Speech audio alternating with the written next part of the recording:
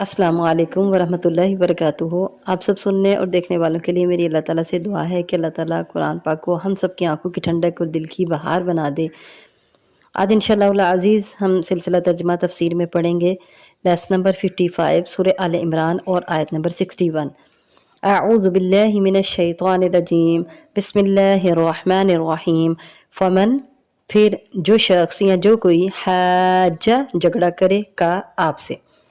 آپ سے جھگڑا کرے فی ہی اس کے بارے میں من بعدی اس کے بعد ما جو جاءکا آ گیا تیرے پاس یا آپ کے پاس من العلم علم سے فقل تو آپ کہہ دیجئے تعالو آؤ ندعو ہم بلائیں ابناءنا اپنے بیٹوں کو و ابناءکم اور تمہارے بیٹوں کو ونساءنا اور اپنی عورتوں کو ونساءکم اور تمہاری عورتوں کو وانفسنا اور اپنی جانوں کو یا اپنے آپ کو وانفسکم اور تمہاری جانوں کو یا تمہیں بھی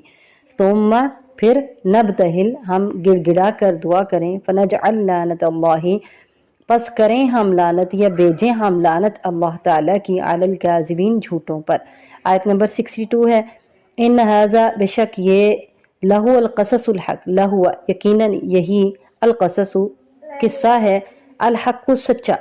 سچا بیان ہے وما اور نہیں من الہ کوئی معبود الا اللہ مگر اللہ تعالیٰ وان اللہ اور بے شک اللہ تعالیٰ لہو العزیز البتہ وہی سب پر غالب ہے الحکیم کمال حکمت والا ہے۔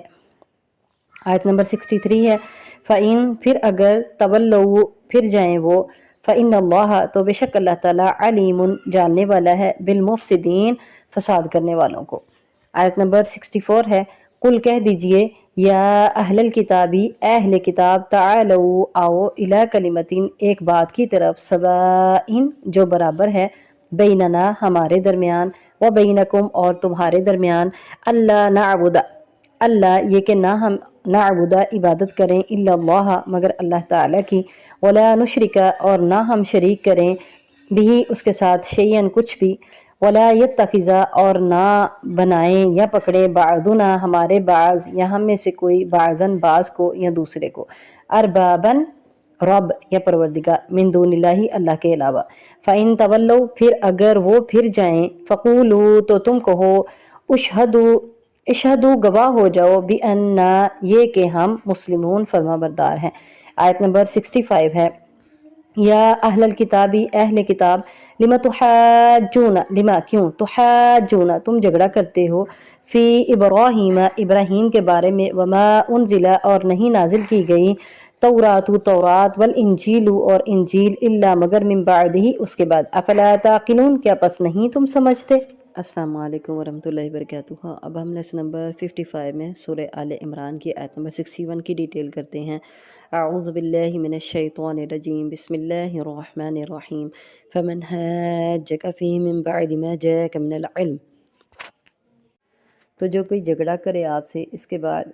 فیہ اس کے بارے میں من بعد ما جاءک من العلم اس کے بعد جو آیا آپ کے پاس علم سے فقل تعالوا ندعو ابناءنا وابناءکم ونساءنا ونساءکم وانفسنا وانفسکم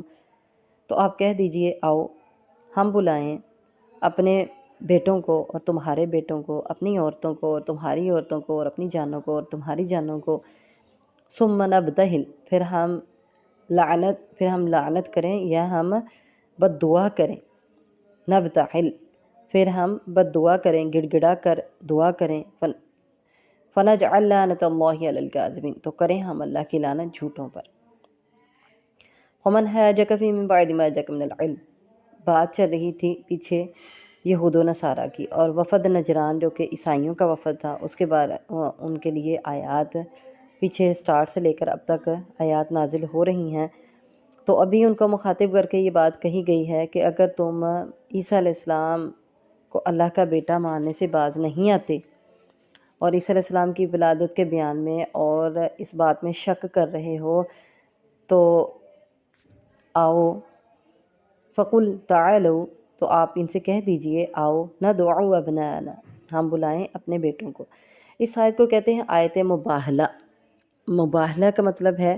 کہ لعنت کی دعا کرنا ایک دوسرے پر لعنت کی دعا کرنا کس طرح کہ اگر ہم غلط ہیں تو ہم پر ہو اللہ کی لعنت ہو اس بات کی دعا کرنا، اور بڑے مخلص ہو کے یہ دعا کی جاتی ہے، اور اگر تم غلط ہو تو تمہارے اوپر، یعنی ہم دونوں گروہ میں سے جو غلط ہیں۔ تو یہ آیت جب نازل ہوئی، اہل نجران سے مباہلہ کی دعوت دی گئی، یعنی نجران والوں کو مباہلے کی دعوت دی گئی اس میں کہ آ جاؤ، اکٹھے ہوں، اور اکٹھے ہو کے اپنے بیٹوں کو اکٹھا کریں، اپنی عورتوں کو اکٹھا کریں، ہم سب خود اکٹھے ہوں اور اللہ تعالیٰ سے اس بات کی دعا کریں بڑے مخلص ہو کے کہ جو غلط ہیں ان پر اللہ کی لعنت ہو۔ تو اہل نجران جو ہیں وہ مباہلے سے ڈر گئے اور انہوں نے جزیہ دینا منظور کر لیا۔ تو اسی طرح حذیفہ رضی اللہ تعالیٰ عنہ سے روایت ہے، کہتے ہیں کہ اکبر اور سید نجران والے رسول اللہ صلی اللہ علیہ وسلم کے پاس آئے اور آپ سے مباہلے کا ارادہ رکھتے تھے، یعنی وہ ارادہ کر کے آئے۔ تو ہوا یوں کہ ان میں سے ایک نے دوسرے سے کہا، ایسا مت کرو، کیونکہ اللہ کی قسم اگر یہ نبی ہوئے اور ہم نے مباہلہ کر لیا تو ہم کبھی فلاح نہیں پائیں گے، اور نہ ہی ہمارے بعد ہماری نسل کبھی فلاح پائے گی۔ تو پھر دونوں ڈر گئے اور دونوں نے کہا کہ آپ نے ہم سے جو مطالبہ کیا ہے ہم آپ کو دیں گے، یعنی ہم آپ کو جزیہ دینا قبول کریں گے، اور آپ ہمارے ساتھ کوئی امین آدمی بھیج دیں۔ یہاں ایک بڑی اہم بات ہے نبی کریم صلی اللہ علیہ وسلم کے صحابہ کے بارے میں، اور کسی کو نہیں بھیجیں، صرف امین کو، مطلب وہ کہنے لگے کہ صرف امانت دار آدمی کو ہمارے ساتھ بھیج دیں اور کسی کو نہ بھیجیں۔ تو آپ صلی اللہ علیہ وسلم نے فرمایا، یقیناً میں تمہارے ساتھ ایک سچے اور پکے اور امانت دار آدمی کو بھیجوں گا۔ تو صحابہ رسول صلی اللہ علیہ وسلم سب جو ہیں وہ گردنیں اٹھائیں، اور جو ہے ان کو یہ تھا کہ دیکھتے ہیں آپ صلی اللہ علیہ وسلم کی نظر کس پر پڑتی ہے۔ تو آپ صلی اللہ علیہ وسلم نے فرمایا، اے ابو عبیدہ بن جراح اٹھو۔ جب وہ کھڑے ہوئے تو آپ صلی اللہ علیہ وسلم نے فرمایا کہ یہ اس امت کا امین ہے۔ تو پتہ چلا کہ صحابی رسول صلی اللہ علیہ وسلم ابو عبیدہ بن جراح رضی اللہ تعالیٰ عنہ کو امین الامت کہا جاتا ہے۔ اور ابن عباس مفسر قرآن رضی اللہ تعالیٰ عنہ فرماتے ہیں کہ اگر وہ لوگ نبی صلی اللہ علیہ وسلم سے مباہلہ کر لیتے تو اس حال میں واپس جاتے کہ نہ اپنے اہل کو پاتے اور نہ اپنے مال کو، یعنی سب کچھ تباہ ہو جاتا۔ اور اسی بات سے وہ ڈر گئے، ان کو پتہ تھا کہ ہم لوگ غلط ہیں، ان کو اس بات کا ڈر تھا کہ اگر ہم غلط ہوئے تو یہ نہ ہو کہ ہم سارے تباہ ہو جائیں۔ تو اس آیت میں چونکہ کہا گیا ہے کہ تعالوا ندع ابناءنا وابناءکم، تو نبی کریم صلی اللہ علیہ وسلم کا بیٹا تو چونکہ موجود کوئی نہیں تھا، اور اس میں بیٹوں کی بھی کہا گیا کہ ہم اپنے بیٹوں کو بھی اکٹھا کریں، ونساءنا ونساءکم، اپنی عورتوں کو تمہاری عورتوں کو، اپنی جانوں کو تمہاری جانوں کو۔ اپنی عورتوں سے مراد اپنی بیویاں تھیں، اور پھر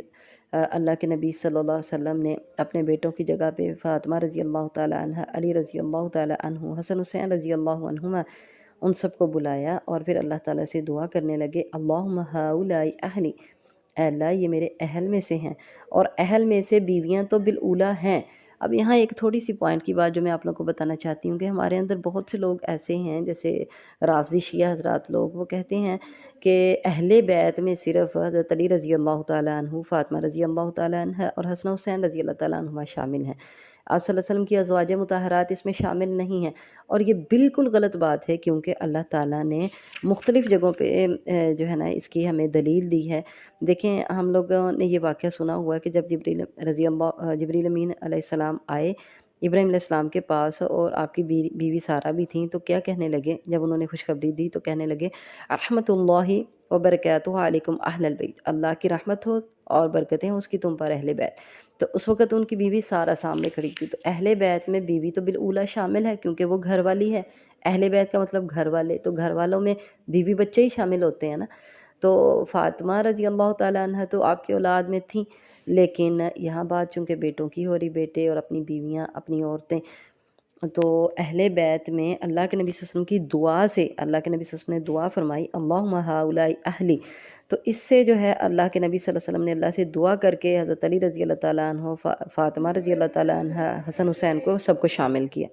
تو عام طور پر قاعدہ یہی ہے کہ جو ہے بیٹی، اس کی اولاد جو ہے وہ اپنے باپ کی طرف نسبت ہوتے ہیں، مطلب حضرت فاطمہ رضی اللہ تعالیٰ عنہ کی اولاد جو تھیں،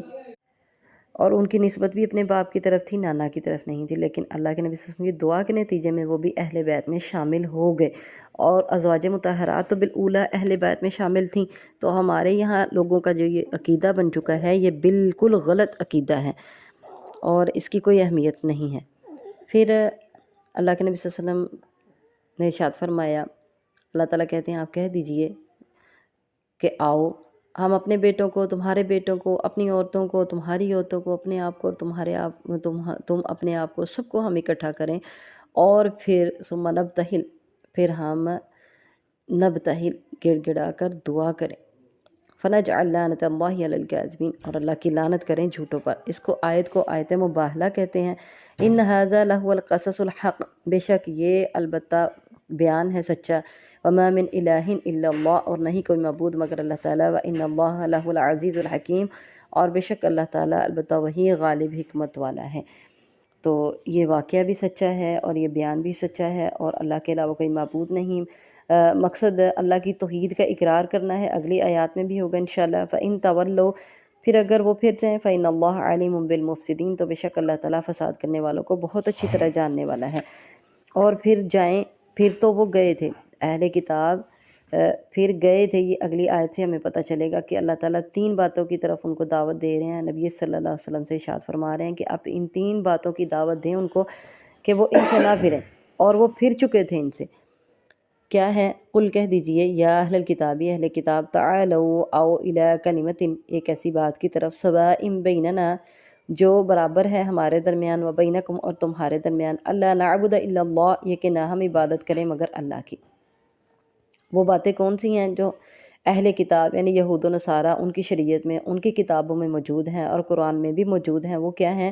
اللہ نعبد الا اللہ، یہ کہ نہ ہم عبادت کریں اللہ کے علاوہ کسی اور کی، ولا نشرک بہ شیئا، اور نہ ہم شریک کریں اس کے ساتھ کچھ بھی۔ دوسری بات یہ ہے ولا نشرک بہ شیئا، ہم اللہ کے ساتھ شرک نہ کریں۔ ولا یتخذ بعضنا بعضا اربابا، اور نہ پکڑیں ہمارا ایک دوسرے کو معبود، یا ہمارا بعض کو پروردگار، من دون اللہ، اللہ کے علاوہ۔ یہ 3 باتوں کا کہا، اور یہ تینوں باتیں اہل کتاب یعنی یہود و نصارہ کی تورات اور انجیل میں بھی موجود تھیں، لیکن وہ اس بات سے ہٹ چکے تھے۔ فَإِن تَوَلَّوْا، پھر اگر وہ پھر جائیں، فَقُولُوا اشْهَدُوا بِأَنَّا مُسْلِمُونَ، تو تم کہہ دو کہ گواہ رہنا یہ کہ ہم مسلمان ہیں، ہم اللہ تعالیٰ کے فرما بردار ہیں۔ یہ 3 باتیں جن کی دعوت دی گئی ان کو، ان تینوں کو انہوں نے چھوڑ دیا تھا۔ حالانکہ تورات اور انجیل میں یہ بات موجود ہے، لیکن نہ یہودی جو ہیں وہ اللہ کے ساتھ شرک کرنے سے باز آئے، انہوں نے بھی عزیر علیہ السلام کو اللہ کا بیٹا بنا لیا، اور نہ عیسائی اس بات سے باز آئے، انہوں نے بھی عیسیٰ علیہ السلام کو اللہ کا بیٹا بنا لیا۔ اگلی آیت میں اللہ تعالیٰ ارشاد فرماتے ہیں، یا اہل الکتاب لم تحاجون فی ابراہیم ما انزلت التوراۃ والانجیل الا من بعدہ، اہل کتاب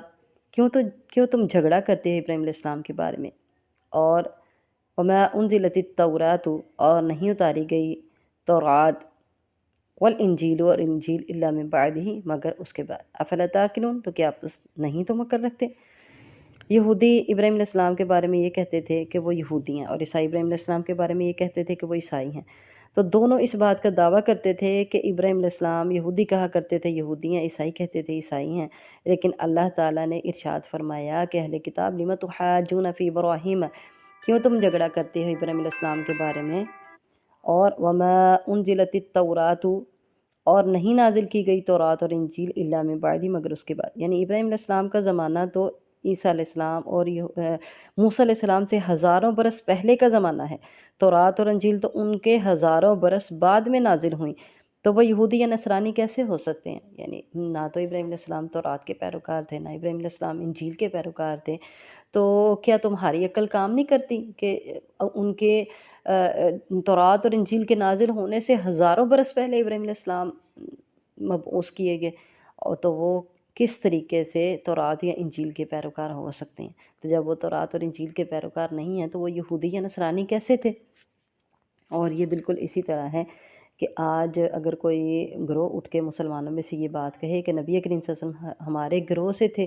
اور یہ گروہ بعد میں بنا ہو، تو بالکل وہ بھی اس طرح کا ہی دعویٰ ہوگا کہ نبی کریم صلی اللہ علیہ وسلم تو ہزاروں برس پہلے گزرے، تقریباً 1500 سال پہلے، تو یہ آج جو فرقہ اٹھے اور وہ یہ بات کہے کہ نبی کریم صلی اللہ علیہ وسلم ہمارے گروہ سے تھے، تو یہ بالکل غلط عقیدہ ہوگا۔ اگلی آیت میں ہے